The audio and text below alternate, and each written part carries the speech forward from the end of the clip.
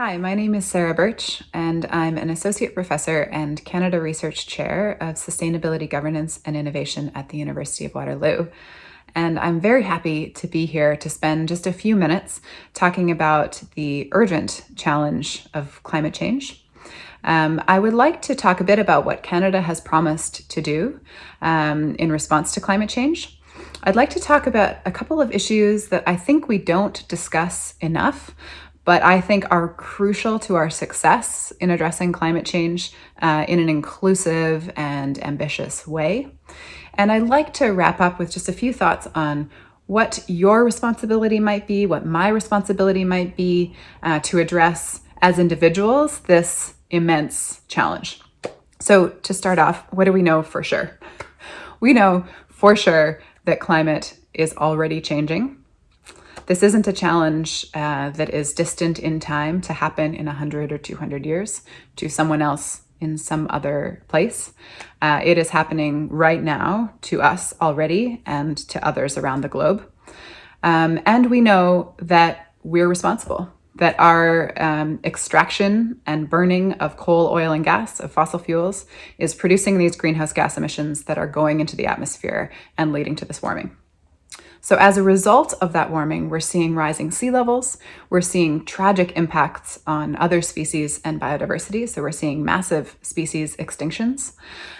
We are seeing challenges in our food supply, agricultural crops, for instance, that are now failing in places where they were once succeeding because of changing precipitation and changing temperatures.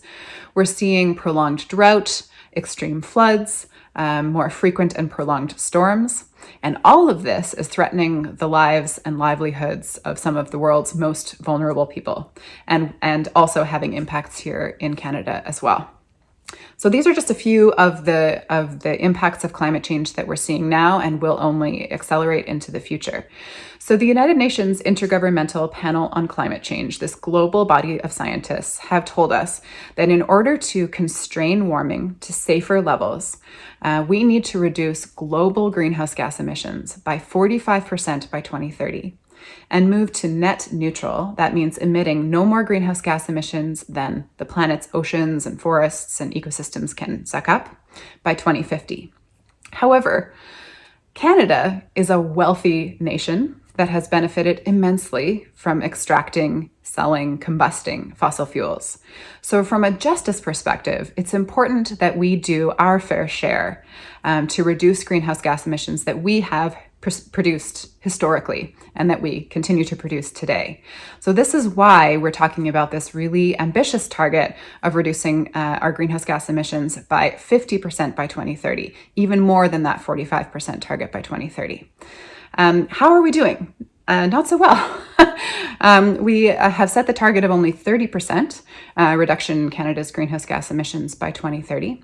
Which isn't particularly ambitious, but we are starting to see put in place some important policies that will help us make progress towards these targets. Ratcheting up the carbon tax is just one. It is not a silver bullet, but it is one of many really important tools that will help us to meet our targets, but also vehicle fuel efficiency standards, standards for green buildings, urban planning so that we can live closer to our work and closer to our play so that we reduce our time in our cars. All of these are strategies that we need to accelerate to reach these more ambitious targets. But the good news is that most of the technologies we need to do this already exist. We don't need to wait for some, magical invention to come along 50 years down the line to do this. We have the vast majority of these technologies already in hand, but accelerating their uptake, scaling them out, that's the nature of the challenge we face right now. A couple of issues that I wish we would talk more about. One is just how many additional benefits truly sustainable communities can offer us. So communities that are dense, that have more vibrant and connected urban nature, that offer access to local food. These are sustainable communities that offer, for instance, also affordable housing and vibrant community spaces.